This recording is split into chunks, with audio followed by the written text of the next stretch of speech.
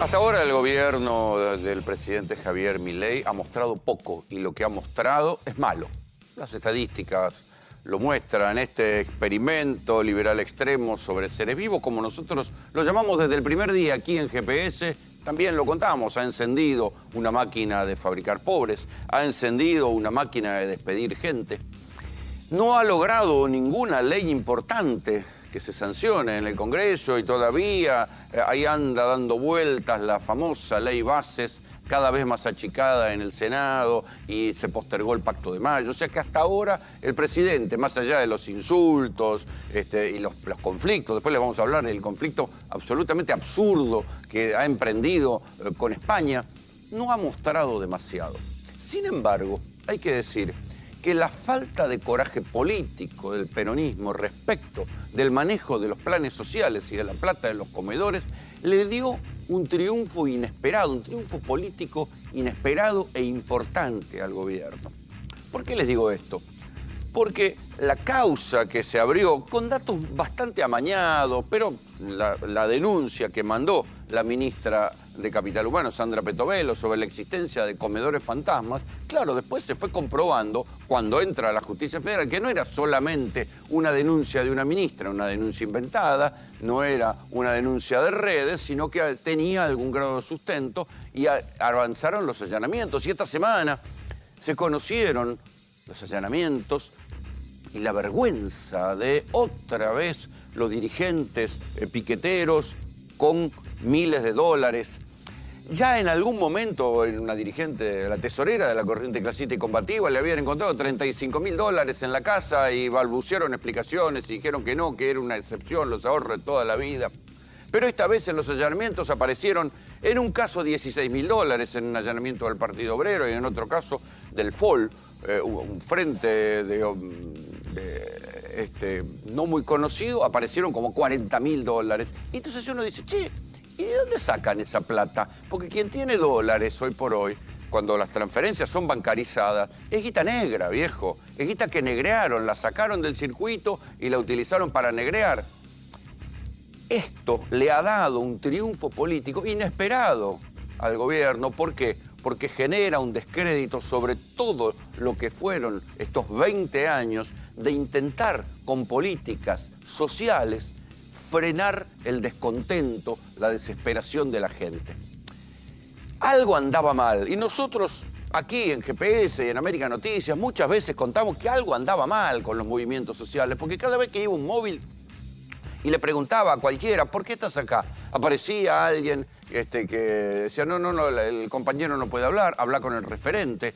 O la persona misma te decía, no hablen con el referente. Y si alguno se animaba a contestar, te decía, y vengo por el plan. O sea que esa estructura de cortar 9 de julio o ir a marchar era una estructura extorsiva, ¿sí? Algo andaba mal. Y después nosotros, en otras investigaciones, comprobamos que había venta, nos hemos cansado de hacer notas donde se veían en ferias populares, en puestos, alimentos que tenían prohibida su venta porque los distribuía Desarrollo Social. Sin embargo, aparecían en ferias populares, en puestitos para vender. Uno dice, bueno, era picardías. Bueno, no era picardía. Al cabo de todos esos circuitos complejos, había guita. Y había gente que estaba haciendo guita. ¿Cuánta plata? No se sabe. Pero todos estos desmanejos, el peronismo los conocía y los pudo haber cortado y perdió la oportunidad de cortarlos. Y le ha dado ahora un triunfo inesperado, triunfo político, por supuesto, al presidente Javier Milei. Porque además simplifican todo. El gobierno dice, bueno, era el peronismo el que... eran los movimientos sociales están vinculados al peronismo. Y la verdad que no, porque algunos son de la izquierda trotskista, otros eran albertistas, hay una infinita variedad y matices entre los movimientos sociales, pero para el común de la población, son todos piqueteros, ya está, viven del Estado. A lo largo de los años, eso que nació después del 2001, de la crisis de gobernabilidad que se llevó a Fernando de la Rúa en helicóptero, recuerden cómo nacen los planes sociales hace más de 20 años, el presidente Eduardo Duhalde, junto con la Iglesia y junto con algunas agrupaciones empresarias, dice, muchachos, distribuyamos algo de plata porque acá hay mucho hambre y no vamos a poder gobernar. Eso que nació así, en un momento sirvió para calmar la locura de la gobernabilidad en la Argentina. Durante los años de Cristina se lograron reducir. Muchas veces lo hemos escuchado contar a Sergio Berni, que en aquel momento era el 2 de Alicia Kirchner, que él había logrado bajar la cantidad de planes, creo que a 200.000. Y existía la asignación universal por hijo luego. Que nadie acusa, nadie critica la asignación universal por hijos, ni la tarjeta alimentar, porque son planes universales donde no hay demasiado curro para hacer. En cambio, con los otros planes sí. Y después vino el macrismo, que le dio a las organizaciones sociales, tanto a las trotskistas como a las peronistas, le dio la posibilidad de que ellos armaran los listados de las altas y de las bajas. Y ahí cobraron un poder, que es ese poder que se ve en las marchas, donde el poder de decir, bueno, si no venís, te saco el plan, si no venís, te descuento, si no venís, te pasan estas cosas, o te quedás sin el bolsón de alimentos. Los mecanismos, esta vez se conoció la cuestión de los comedores fantasmas, pero los mecanismos de dinero que se inyectan desde el Estado son tres. Son los bolsones de comida, son el dinero que va a los comedores instrumentados por movimientos sociales y los planes cooperativas, ¿no? Estos planes que crecen después, o sea, porque crecen durante el macrismo y vuelven a crecer exponencialmente, con razón, durante la pandemia, porque era una manera de darle algo de trabajo, aunque fuera trabajo trucho, a la gente que no tenía laburo. Después el gobierno de Alberto sabían que esto se había hipertrofiado, sabían que esto se había ido al carajo. Y el ministro Zabaleta pide una auditoría a las universidades para ver dónde iban la plata, si eran cooperativas o no, si existían las cooperativas. Hicieron varios intentos, pero nunca tuvieron el coraje de cortar de cuajo esto que se había convertido en un inmenso negocio que era extorsionar al Estado. Cuando uno iba a los barrios, se encontraba con cosas que evidenciaban que no estaba bien. Esto mismo que yo les conté recién. Si uno iba a la marcha, a esas marchas, y iba con un micrófono y decía, che, ¿por qué estás acá? Te decía, no, habla con el referente. ¿Sí? Y no querían contestar. Cuando vos ibas a un barrio, te encontrabas con que te cobraban una parte del plan. Y entonces la respuesta de los movimientos sociales decía, bueno, es tanto, que es una excepción, siempre hay algún vivo. Por supuesto, nosotros estas cosas las registramos así.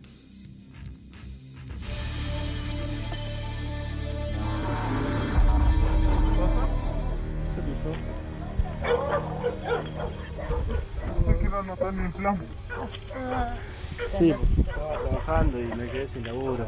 El plan es, ponele, es de 5.800, no creo que todo 5.400. 700, bueno. El tema es, ponerle que nosotros se paga las cuotas. Las cuotas ahora son de 450. Bueno, este era el tipo de cuota que cobraban. Te conseguían un plan y te cobraban un diezmo, como quieran llamarlo. Hay una vieja tradición en los partidos marxistas, según la cual, como los partidos marxistas no reciben plata de empresas, entonces se nutren y funcionan por el dinero de sus militantes. Claro, cuando los militantes tienen trabajo, no cuando es gente que está con necesidades básicas insatisfechas, en la indigencia o teniendo que ir a pedir comida. Ahí hay algo que está mal.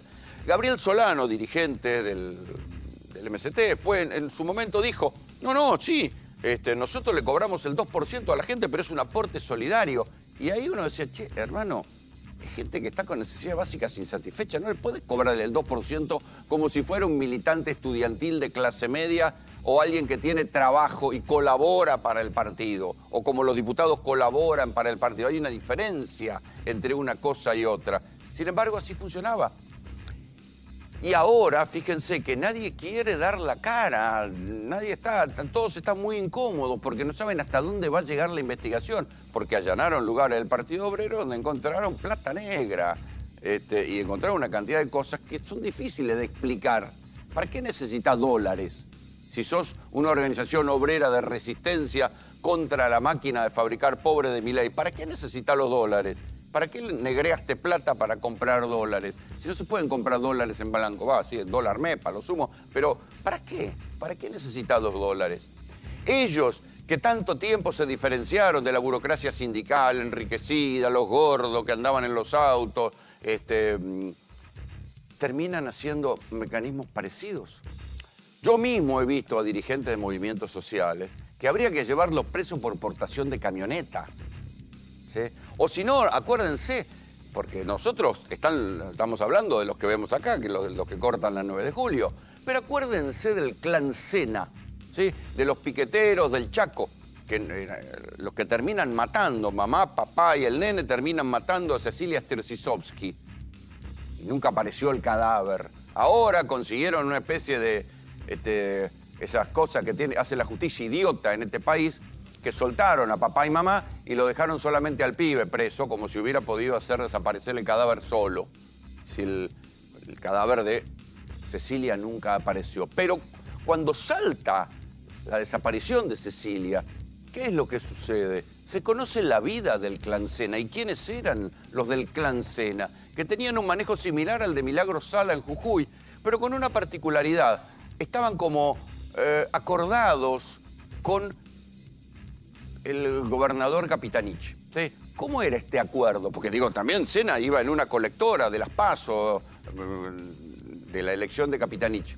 ¿Cómo era el acuerdo? Los Sena iban y cortaban las calles, las rutas. Entonces Capitanich iba y le decía al gobierno nacional, mira, tengo las rutas cortadas, dame plata. Y ahí le daban plata a los Sena. Entonces, y los Sena a su vez construían casas, pero no daban las escrituras de las casas. Entonces la gente que vivía en esas casas eran como rehenes de esta gente. Podían vivir en esas viviendas, pero nunca eran dueños de sus casas. Y en cualquier momento los podían echar. En cualquier caso, más allá de todo esto, los Sena, se supo, iban y podían comprar no una, dos camionetas Hilux 0 kilómetros al contado, así, plata en mano, sobre la mesa, y nadie les llamaba la atención. Y eran piqueteros. Y eran piqueteros resistentes y tenían una escuela con el Che Guevara, pero podían comprar camionetas Hilux, tenían campo, tenían una chanchería donde se supone que ahí hicieron desaparecer el cuerpo de Cecilia. Todo este asco, el peronismo no lo conocía. ¿Por qué no lo cortó? En un momento dado, porque nos decían que bueno, que no, que esto eran excepciones, que eran casos excepcionales, que no había que con estas cosas mancillar el trabajo de todos los comedores, y la verdad que no. Pero durante mucho tiempo se pudo haber investigado en serio desde el Estado, que era quien tenía la información, y no se lo investigó para separar la paja del trigo, para separar los ladrones de los honestos.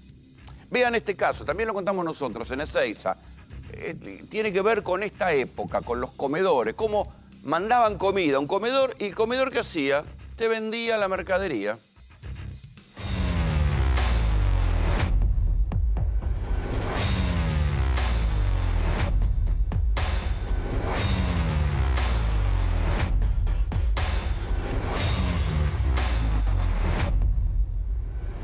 ¿Cómo anda? Hola, ¿cómo anda? ¿Bien? ¿Cuántos bolsones querés? No. ¿Uno? Son uno. Bueno, serían dos. Tres. Tres. ¿Vos querés uno? ¿Vara, vos querés uno? Sí. Dale, dale. El nombre de la señora es Graciela Cabrera. Graciela Cabrera.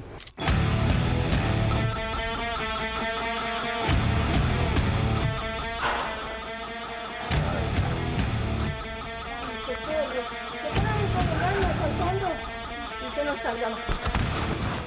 Toma. Bien. No hay 100, ¿no? Sí. Tengo una consulta, pues yo tengo un almacencito. ¿Eh? Tengo un almacencito, yo soy el tío de ella que te habían dicho ayer, ¿viste? Sí. ¿Hay posibilidad de conseguir así de cantidad? Pagamos la mercadería y le preguntamos si había posibilidad de conseguir mercadería en cantidad para revender en un almacén. La señora no es que se horrorizó y dijo de ninguna manera, esta plata, esta comida para los necesitados, nada. Así funcionaba. Y esto era tan evidente que no se entiende por qué el peronismo no hizo una investigación seria para terminarlo y no regalarle ahora al gobierno de Javier Milei, que ha cortado directamente toda comida a los comedores, porque así funciona. Nos vamos de un punto del péndulo al otro. En lugar de cortar los curros, ahora cortaron la comida. Y así estamos, porque no es que la comida reapareció, no. ¿Hay comedores fantasmas? Sí, hay comedores fantasmas. Dentro del listado de comedores fantasmas hay comedores que los relevaron con mala leche y no son comedores fantasmas. También, próximamente en GPS se los vamos a contar. Pero el peronismo, cuando gobernó Alberto, por producto de las internas raras que había ahí adentro, no, en todo caso, perdió la oportunidad de terminar con este aparato extorsivo. ¿Por qué les digo aparato extorsivo? Porque se llegó al punto delirante en la Argentina por el cual el Estado argentino, un Estado pobre, deficitario, en crisis, que tenía que imprimir plata, le daba plata a las organizaciones que le cortaban la calle pidiéndole plata. Entonces, los partidos marxistas, que teóricamente se tienen que mantener con su aporte, eran mantenidos por el Estado, con la plata que le daban producto de los cortes. Le daban plata los partidos marxistas, pero también, estos eran los piqueteros opositores. Los piqueteros oficialistas, también había una ley no escrita, que me contaron varios funcionarios de desarrollo social en los tiempos de Alberto, por el cual, por cada plan que le daban, no sé, al Polo Obrero, a Unidad Piquetera, a los piqueteros duros que no estaban con Alberto, por cada plan que le daban 2 o 3 a los piqueteros oficialistas. O sea que eran socios. Los piqueteros de Unidad Piquetera conseguían un plan, había 2 o 3 para los oficialistas. ¿Quiénes eran los oficialistas? El Movimiento Evita, Juan Grabois, la Corriente Clasista y Combativa. ¿Recuerdan la Corriente Clasista y Combativa? En la causa de la jueza federal Vence, allanaron a la tesorera el año pasado y le encontraron $35.000. Casualidad o no, aparecieron los $35.000. En el caso del Movimiento Evita, era todo tan grotesco que Emilio Pérsico, uno de los dirigentes del Movimiento Evita, firmaba los planes, ¿para quién? Para el Movimiento Evita, porque él era uno de los que firmaba los planes para el propio Movimiento Evita. Ahora hay una causa judicial que ahí dormirá el sueño de los justos o no, en Comodoro Pi, pero ¿cómo políticamente el peronismo no dijo, bueno, basta de esto, esto no se sostiene más? Una vez terminada la pandemia, había que organizar esa locura. Los planes se expandieron tanto durante la pandemia que recuerden que hace poco se supo que había miles de personas que se habían ido del país, que les iba bárbaro. Sin embargo, seguían cobrando los planes porque nadie los había depurado. Entonces, pudiendo hacer, si querían tener asistencia social universal real, pudiendo hacer el IFE, como fue en su momento, el IFE llegó donde tenía que llegar y no hubo curro. ¿Por qué mantenían los planes cooperativas, con cooperativas fantasma, comedores truchos, alimentos que no llegaban? ¿Por qué mantenían eso? ¿Por qué no lo cortaron o por qué no lo limpiaron? Incomprensible. Y hay que decir que esto fue discutido adentro del gobierno. Escuchen a Cristina. El Estado Nacional debe recuperar el control, la auditoría y la aplicación de las políticas sociales que no pueden seguir tercerizadas. El Estado debe recuperar ese rol y transparentar frente a la opinión pública todo esto, porque a mí no me gusta que me quieran convencer que eso es peronismo. Eso no es peronismo. El peronismo es laburo, trabajo. Entonces, que el Estado recupere en nombre de los que nos dieron vida, en nombre de Perón y de Evita. Si Evita los viera, mamita. Eso, si Evita los viera, es para el Movimiento Evita. Era una de esas pelotas envenenadas que solía disparar Cristina Fernández de Kirchner cuando discutía en la interna. Pero se pasaron tanto discutiendo en la interna que, claro, Alberto defendía a los movimientos piqueteros porque consideraba que esos movimientos piqueteros oficialistas le garantizaban el control de la calle. Así se le fue pasando el tiempo y así llegamos hasta hoy, donde hay un festival de plata en organizaciones, en los allanamientos aparece un festival de plata, donde hay comedores truchos, donde hay planes que no se entiende bien por qué los dieron, y ahora son los intendentes. Cada vez, por ejemplo, hay un allanamiento y dice, bueno, en tal municipio, no quiero decir nombre porque después me empiezan a llamar todos para decirme nosotros no somos. En tal municipio aparecieron 5 comedores fantasmas. Y los intendentes dicen, pero no eran nuestros. Sí, sí, no eran de los intendentes. La propia Cristina dice que no eran de los intendentes. ¿Por qué? Porque como parte de estas cosas locas de las internas del peronismo, le daban, para debilitar a los intendentes, le daban a los movimientos sociales plata para que hicieran clientelismo y consiguieran gente, pero a su vez esa gente iba a las marchas y les pedía más planes, apretando, extorsionando al Estado, diciéndole la necesidad de la gente, dennos más planes, dennos más alimentos para los comedores. Con este acuerdo que yo les digo, había por cada plan que salía para los piqueteros opositores, había 2 o 3 para los piqueteros oficialistas. Así se llegó a este disparate. Y entonces ahora ahí salen los intendentes, los gobernadores. Claro, Milei aprovecha y dice, ven, esto es toda la vergüenza de los desmanejos del peronismo. Y lo que queda del peronismo dice, sí, pero nosotros lo manejábamos, los planes, la plata no venía para nosotros. Tarde. No lo cortaron en su momento y ahora a llorar al campito.